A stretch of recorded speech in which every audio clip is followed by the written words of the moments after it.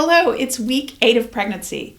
Now, you're probably wondering what to expect, including changes with you and baby development this week. Now, if you took an early pregnancy test, it's already been 4 weeks since you've known about your pregnancy. This week is the final week of your second month of pregnancy. Can you believe that? Now, in this video, we're going to be talking about the embryo at 8 weeks, what symptoms and body changes you might be experiencing, and how to manage these as well. We're also going to talk about things to think and do this week. And this week is really exciting because we get to meet a member of our expecting crew. This mama is also 8 weeks pregnant, and we're going to check in on how she's doing this week. Welcome to the Birth Toolbox Classroom. I'm Alice, a doula and childbirth educator, going week by week through pregnancy with you. Sounds like it's time for class. What's happening with the baby's development this week?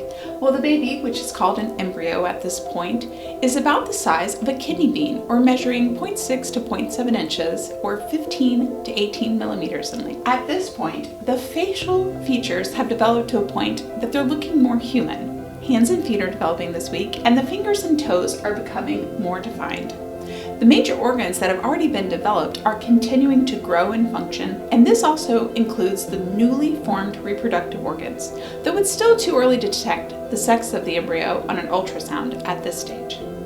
An ultrasound at 8 weeks of pregnancy might detect some movement with the embryo. This movement is due to muscle and nerve formation and the developing reflexes. Now, the embryo shape, which has been a C, is starting to straighten out a bit, and this week is when the baby loses their tail. They no longer have that tadpole appearance. What symptoms should you expect at 8 weeks pregnant?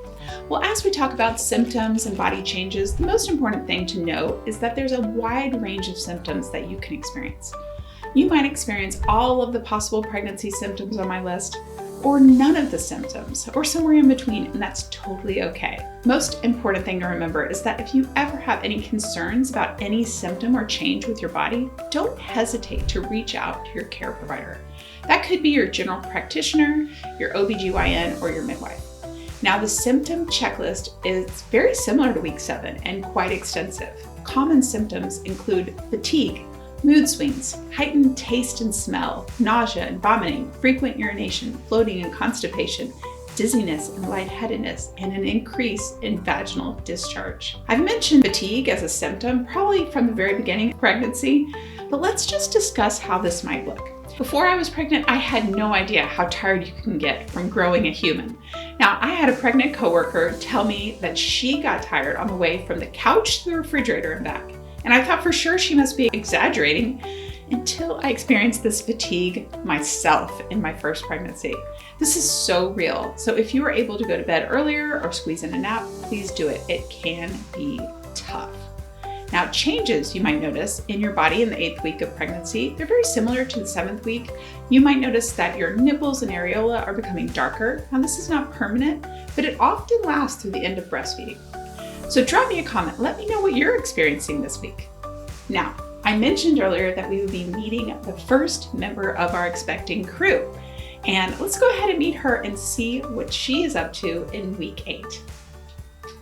I am 8 weeks pregnant this week, and I'm feeling tired and hungry and nauseous at the same time, all the time, which kind of sucks because my first pregnancy wasn't like that at all. I didn't have any nausea or food aversions or anything, but I'm definitely getting them this time, and that's more difficult now that I have a toddler to look after at the same time as well.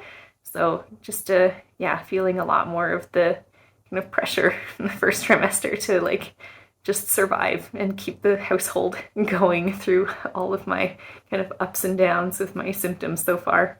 Something that's on my mind this week is preparing to start telling other people, announcing our pregnancy. We're going to see a lot of family members in the next several weeks, just as I kind of finish up the first trimester here. So it's, kind of a normal time to start announcing, but we live pretty far away from most of our family, so trying to coordinate opportunities to see them and tell them in person is a little more difficult, but important for us to kind of take advantage of where we can. But in the same sense, it's also a little bit limiting in that there's only so many opportunities that we have to be together in person, and, you know, making the right environment to kind of have a pregnancy announcement and not have that kind of take away from anything else that might be kind of already planned or going on with the family is a little, it's a little bit of a Tetris to kind of figure it all out and make sure it feels comfortable and like, you know, like it's going to be well received, I guess. So that's definitely something that we're starting to think about at this point and figure out what our kind of plans are for sharing our news. If your mind is racing about things that you need to think about and do, then you're in the right place. Now, each week we're going to tackle items you might want to put on this list. And I don't want to overwhelm you, so this board, it's not going to get crazy. Now, just like the mama in our expecting crew was feeling pretty bad, you might also be feeling bad this week. So let's add something to our think side, build your mindset. Now, I'm a big believer in the mind-body connection. I've seen so many benefits of building a positive mindset that can have on pregnancy and birth. So this is something that can be done daily and quite easily. You might already have a strategy for this, but a few that I might recommend are writing positive affirmations in a journal on a daily basis. I also love listening to affirmations while I do other common tasks like brushing my teeth. So I put together a short affirmation video for the first trimester that's about 4 minutes long that you might like. And I'm going to drop a link down below for easy access. Okay, the second item on the think list is share plan. So if you haven't shared your news with your family, friends in the world yet, you might want to start thinking about a plan. Now, we saw our expecting mama share that this is on her mind this week as well. It's a great time to think about how you will make this happen. So everyone has a different preference for the timing of sharing news, and this is a very personal decision. But let me know in the comments if you've shared your news yet. Okay, over to the do side, we've got self-care. Now, 8 weeks is a great time to remember, be gentle to yourself and do something that you would consider to be self-care, because growing a human, it's a lot of work and it's hard on your body, and it can be particularly tricky at this stage because you're likely not showing on the outside, but you are really feeling it on the inside. So self-care this week, you've got this. Thank you to our first trimester sponsor, 3 Lollies. I am thrilled to announce our first trimester sponsor, 3 Lollies. Now, if you aren't familiar with the 3 Lollies brand, you might recognize their most popular product, Preggie Pop Drops. The first trimester, it's a great time to have these on hand. Now, I remember when I was pregnant for the first time, and I didn't know when that nausea was going to hit. And it's called morning sickness, but unfortunately, it's not something that you only experience in the morning. Now, Preggie Pop Drops are a natural solution to this challenge. The Preggie Pop Drops come in 4 yummy flavors. They're all natural, they're drug-free. There's sour raspberry, green apple, sour lemon, and sour tangerine. I love that you can grab a package of 21 for just $5 on Amazon. Now, this is an affordable way to be prepared for the symptoms that you might face in the first trimester. So with 21, that means you can have these close by when you feel that wave of nausea hit. I would probably put 7 of them in my purse, 7 in the car, and 7 at my desk.